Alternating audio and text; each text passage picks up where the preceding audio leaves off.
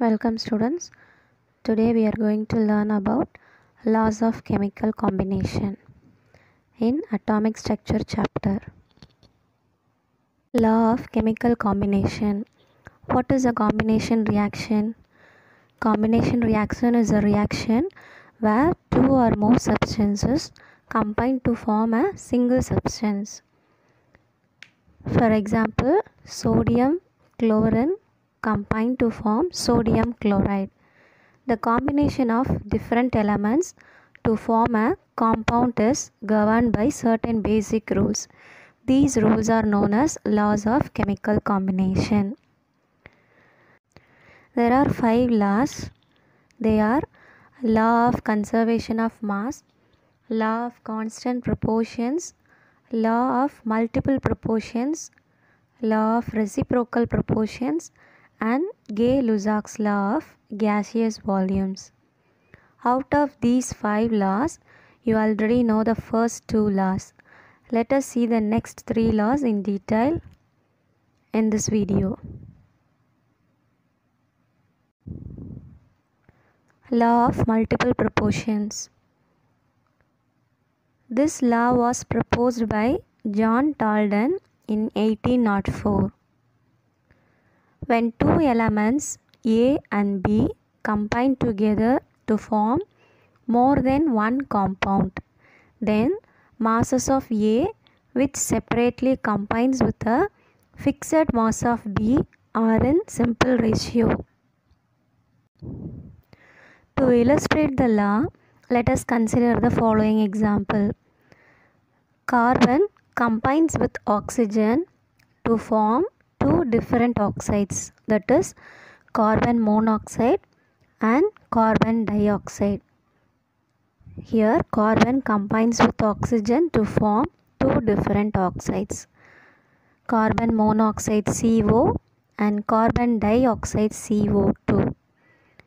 The ratio of masses of oxygen in carbon monoxide and carbon dioxide for fixed mass of carbon is 1:2.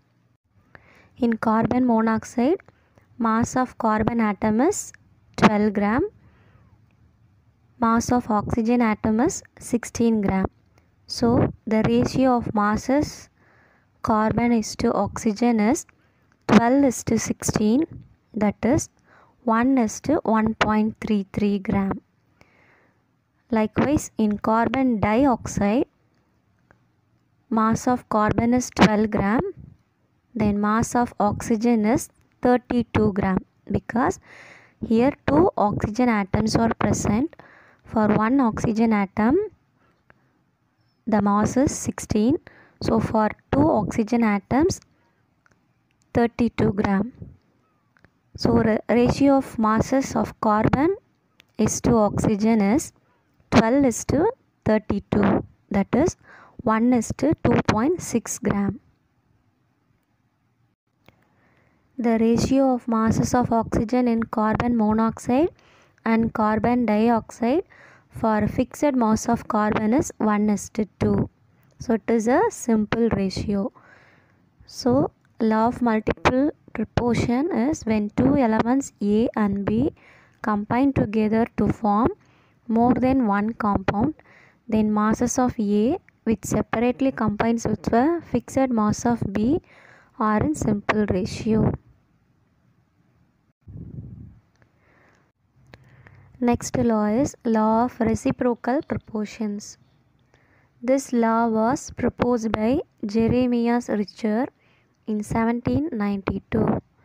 It states that if two different elements combine separately with the same weight of a third element, the ratios of the masses in which they do so are either the same or a simple multiple of the mass ratio in which they combine.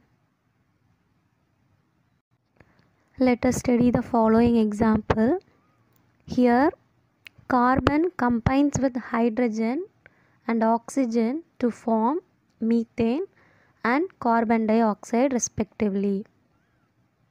Carbon combines with hydrogen, form methane CH4, and carbon combines with oxygen form carbon dioxide. Then hydrogen and oxygen combine to form water. It is seen that in CH4, that is in methane, the ratio of masses of carbon and hydrogen is 3:1. Mass of carbon is 12, then mass of hydrogen is 1. In methane, 4 hydrogen atoms are present. So the mass of hydrogen in methane compound is 4. So 12:4. The simple ratio is 3:1. In carbon dioxide, the ratio of masses of carbon and oxygen is 3:8. Mass of carbon is 12 and mass of oxygen is 32. Actually, the mass of one oxygen atom is 16. Here 2 oxygen atoms are present.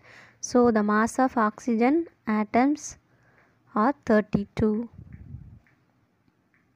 Here hydrogen and oxygen combine with the same mass of carbon. They also combine with each other to form water, H2O. So what is the ratio of masses of hydrogen and oxygen in H2O? It is 2:16, that is 1:8, which is same as 4:32, which is the ratio of the different masses of hydrogen and oxygen combining with the same mass of carbon.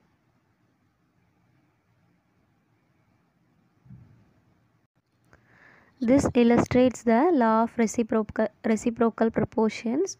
If two different elements combine separately with the same weight of a third element, the ratios of the masses in which they do so are either the same or a simple multiple of the mass ratio in which they combine.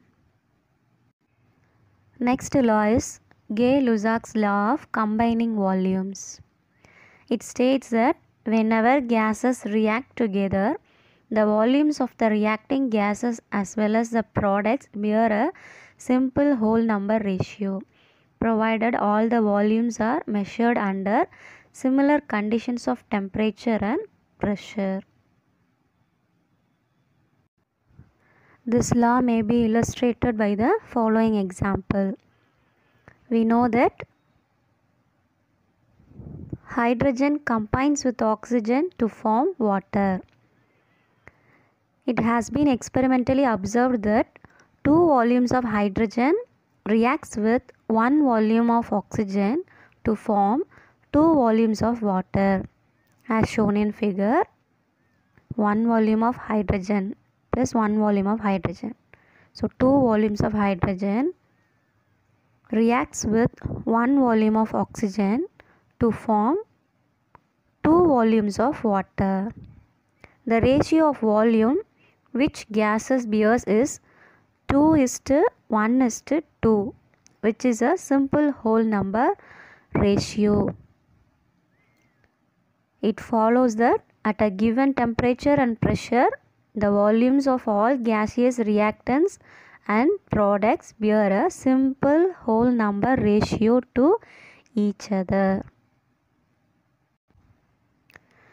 Next, quantum numbers. Quantum numbers, we have learned to designate orbits k, l, m and n, and then subshells as s, p, d and f. We have seen that electrons are filled into these orbitals according to certain rules.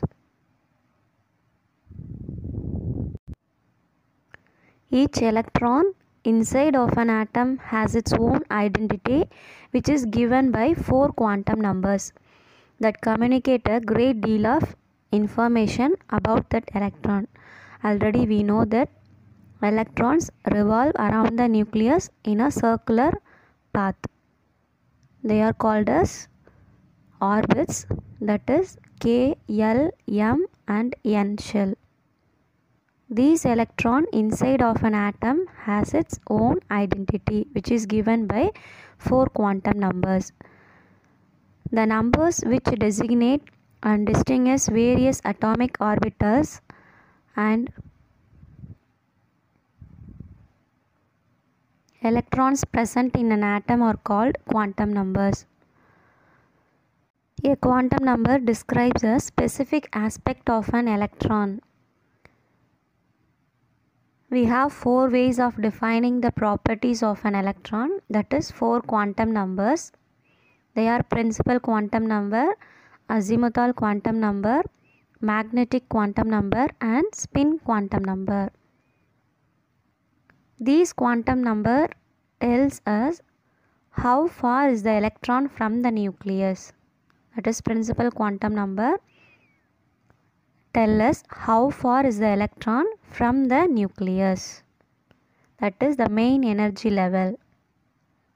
Then azimuthal quantum number tell us which orbital does it occupy and what is its shape, subshell or shape of orbital. Then magnetic quantum number tell us how this orbital is oriented in space. So orientation of orbitals. Then spin quantum number tells us what kind of spin the electron has. That is spin of the electron.